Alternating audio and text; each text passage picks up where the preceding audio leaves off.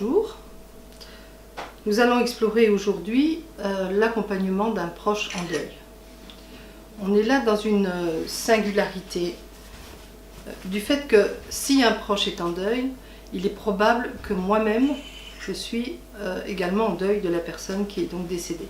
À supposer que cette personne fasse partie de la famille, la personne décédée fasse partie de la famille. Et là, on a des difficultés qui vont s'élever parce que, bien sûr que le processus du deuil est universel. Ça, c'est évident. On a une lecture et différents ouvrages nous permettent d'aller voir de façon plus précise ce processus du deuil, mais le vécu est de fait singulier parce qu'il dépend de tout un tas de nombreux paramètres. C'est-à-dire que ce qui va rendre le deuil singulier, c'est par exemple le lien spécifique que j'avais établi avec la personne décédée.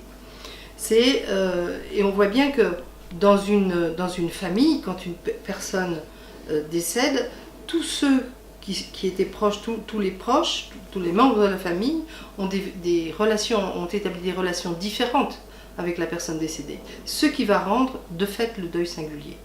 Maintenant, le deuil est singulier également parce qu'il y a des paramètres qui vont dépendre des circonstances de la mort.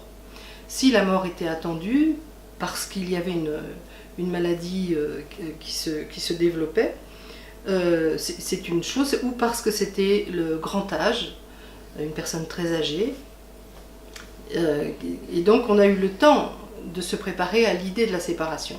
Une mort brutale va colorer le deuil différemment, à savoir que ce soit un accident de transport, ou un accident, un arrêt cardiaque, ou un AVC, toutes ces circonstances où la mort peut intervenir brutalement, et quel que soit l'âge de la personne. Et là, par rapport à la personne qui est décédée, l'âge de la personne a aussi un impact très important.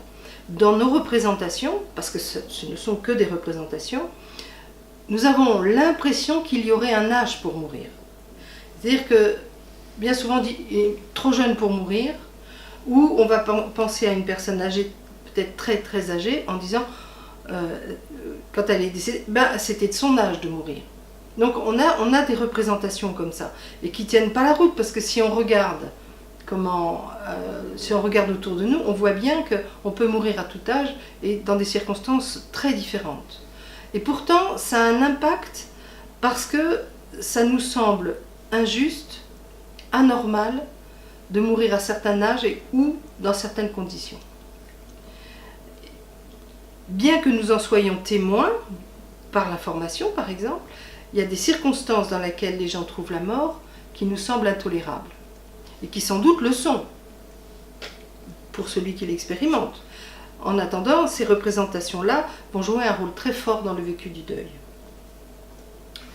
Donc, en fonction de tous ces paramètres qui sont singuliers pour chaque personne, le vécu du deuil va être différent, le rythme du deuil va être différent, et ça, les risques d'incompréhension du vécu de l'autre risquent d'intervenir. C'est-à-dire que je peux avoir le sentiment qu'un proche qui vit le même deuil que moi, le deuil de la même personne, on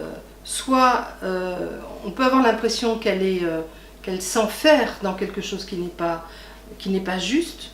On peut avoir l'impression qu'elle devrait se secouer ou je ne sais quoi, qu'elle devrait bouger, elle devrait passer à autre chose, alors que pour cette personne-là, elle a besoin de ce rythme lent, elle a besoin de ce temps. Peut-être que ces incompréhensions-là génèrent des difficultés secondaires qui vont devenir source de difficultés supplémentaires. De même, quand on parle d'une personne qui a perdu un proche, les conséquences secondaires, c'est-à-dire en perdant cette personne, qu'est-ce que je perds aussi?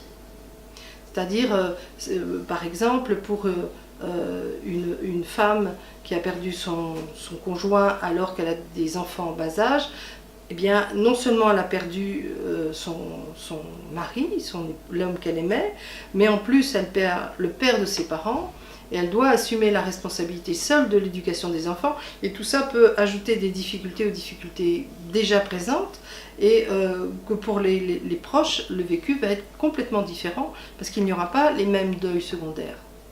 Donc cette singularité-là est à noter, parce qu'elle est à l'origine, bien souvent, d'incompréhension et parfois de difficultés familiales importantes.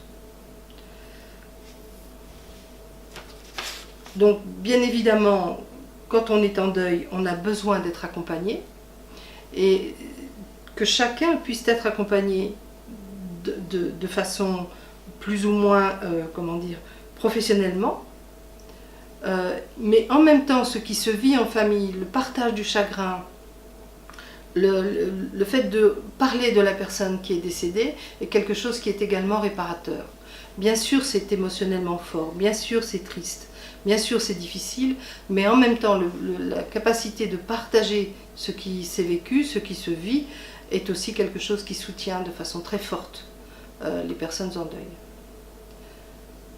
Donc nous continuerons notre exploration en réfléchissant à l'écoute.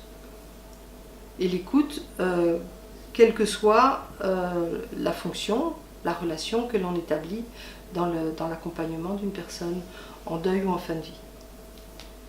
Je vous remercie de votre attention et je vous dis à bientôt.